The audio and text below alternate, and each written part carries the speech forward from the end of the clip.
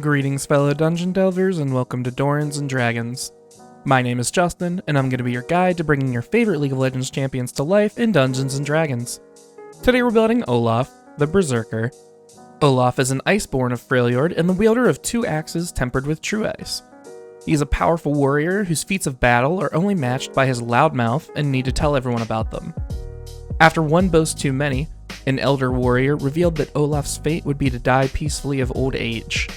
Olaf was furious and set off on a suicidal conquest to challenge the strongest foes he could find so that he could die honorably in battle like the warrior he is. This conquest led him to the Winter's Claw tribe, where he battled through their fiercest warriors before taking on Sejuani herself in combat. Their battle went on for ages until they finally reached a deadlock, with Sejuani offering Olaf a place in the tribe. He joined, hoping to finally find the warrior's death he's so desperate for. Before we get started with the build, go ahead and like the video and hit that subscribe button so you're always notified when we release our builds. We'd like to take a minute and thank our awesome patrons over on Patreon who support us every month. Thanks for helping us keep the lights on and the axes cool. If you like our videos and want to support the channel, come join us over on Patreon today for just $1 to get access to our awesome Discord community where we talk League and D&D all day long. Alright, now let's get into it. Here's a quick preview of the build. For race, we're going with Variant Human. Per usual, our stats are going to be determined using the standard array. For our stat priorities, we're going to max strength and dump intelligence. We do have a multi-class requirement of 13 in strength and charisma. Our leveling path is going to be 6 levels in Barbarian, and then we'll go Paladin for the rest of the build. Olaf's passive, Berserker Rage, comes from Frenzy. His Q, Undertow, will be Branding Smite and Slasher. Our W, Vicious Strikes, will come from Inspiring Smite. His E, Reckless Swing, comes from Reckless Attack and Divine Smite. And finally, we get our ultimate, Ragnarok, from Freedom of Movement, Mindless Rage, and Cleansing Touch. For race, we're going with the staple of the channel with Variant Human. We'll get a +1 to our Strength and Charisma, a skill proficiency in Nature, and the Slasher feat.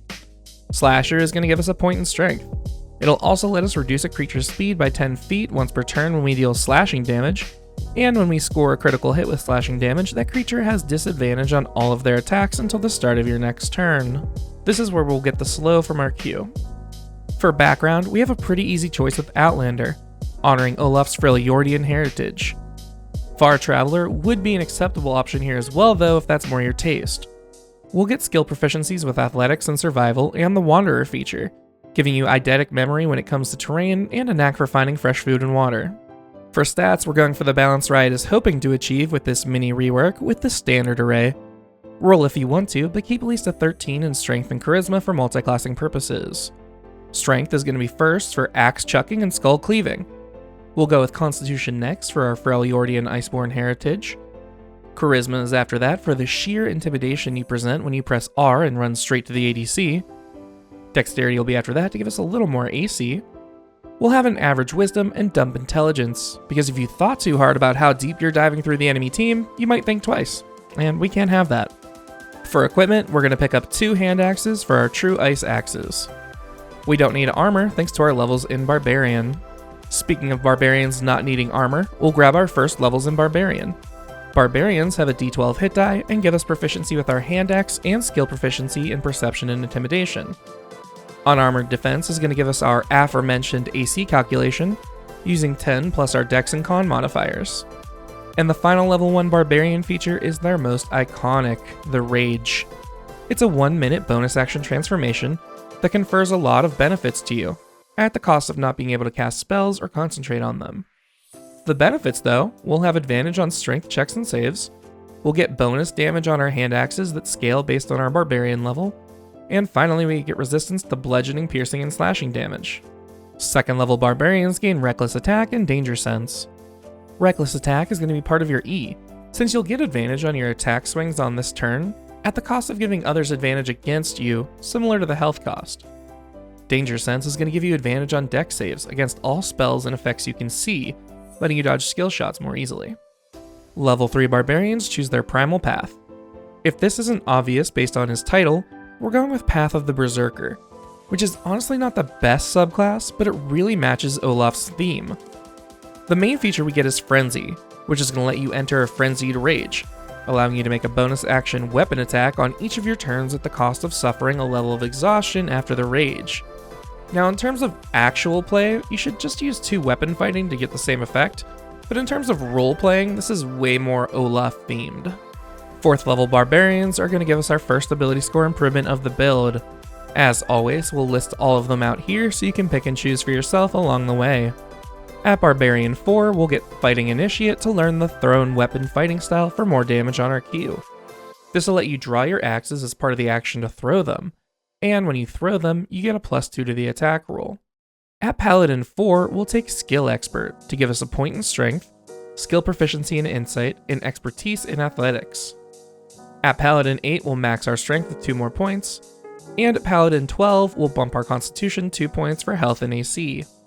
Level 5 Barbarians gain extra attack and fast movement. Fast movement is a 10-foot increase to our base movement speed. Extra attack is going to let us attack twice per attack action instead of once. 6th level Berserkers get Mindless Rage, which is an awesome part of our ultimate that'll make us immune to charms or being frightened while raging, and if we're either of those things before raging, we can rage to suspend them. And now that we've gotten our Mindless Rage, we'll jump over to levels in Paladin to get the rest of our kit. Paladins have a D10 hit die and give us no new proficiencies. We're going to get Divine Sense and Lay on Hands. Divine Sense lets you spend an action to detect any celestial, fiend, or undead within 60 feet of you as long as they're not behind total cover. Lay on Hands is going to give us a pool of hit points equal to 5 times our Paladin level that we can use as an action to heal ourselves or other creatures.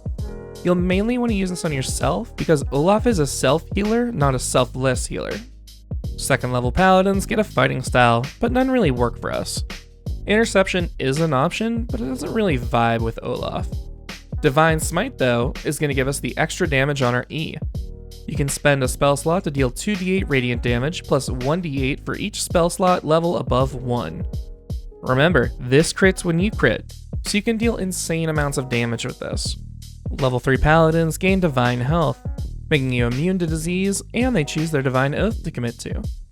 We're going with Oath of Glory, pledging to finally find the warrior's death we so desire. We'll get some Oath spells, one of which will give us part of our ult later on. More importantly, we get our Channel Divinity ability we can use once per rest. Inspiring Smite is going to give us the heal on our W attacks. When you land your Divine Smite, you can use your bonus action to give yourself 2d8 plus your Paladin level in temporary hit points. Level 5 Paladins learn 2nd level spells. Branding Smite is going to give us the vision on our Q and give us some extra damage. You charge your axe with Astral Radiance and toss it, dealing an extra 2d6 radiant damage, and making it shed light in a 5-foot radius and block its ability to become invisible. 6th level Paladins gain a 10-foot aura of protection that gives any allied creature in its radius, including yourself, a bonus to your saving throws equal to your Charisma mod. Level 7 Oath of Glory Paladins gain another 10-foot aura, an Aura of Alacrity. You, and anyone who starts their turn in this aura, gains an additional 10 feet of movement speed for the turn. At level 10, brace yourself for this, but you get another freaking aura, this time the Aura of Courage. Since you're basically immune to this already from your barbarian stuff, this doesn't matter much, but any allies in this aura can't be frightened. Level 11 Paladins get the first feature in a while that's not an aura, Improved Divine Smite. Now all of your melee weapons deal an extra 1d8 radiant damage per strike. Since we attack 3 times in a turn, that's an extra 3d8 radiant damage potentially. Level 13 Paladins learn 4th level spells. We're going to get the Quicksilver Sash-esque ability of our ultimate from Freedom of Movement. For 1 hour once the spell is cast, the target's movement can't be reduced by difficult terrain, spells, or other magical effects. On top of that, we can't be paralyzed or restrained. And if we are restrained or in a grapple, you can spend 5 feet of movement to bust out. The best part of this for us is that it doesn't require concentration, so we can use it before we rage, and it can be maintained during it. And for the final level of the build, we'll get Cleansing Touch, letting us end 1 spell on ourselves as an action. You can only do it a number of times based on your Charisma mod, but it can really come in clutch when you need a break in effect stopping you from decimating your enemy. Alright, now that we've completed the build, let's see how we did. First, the good. Our axes are going to deal tons of damage, even when you toss them. Also, CC is basically a non-issue to you, just like in-game. Wish your DM luck in containing you and trying to stop you from bowling through their creatures. Now the bad. The main cons of this build are your paper thin AC and you're a one-trick pony. Now, the trick your pony does is awesome, but it's still worth mentioning. So what'd you think? I've included a link to this build via D&D Beyond in the description below, as well as Amazon links to the books used in this build. If you enjoy this type of content, please consider supporting us on Patreon. We have a few awesome rewards and you get access to our great Discord community. We plan on churning out one League Champion build every week. Thanks for watching, and hopefully we'll catch you on the Rift, or in the Forgotten Realms.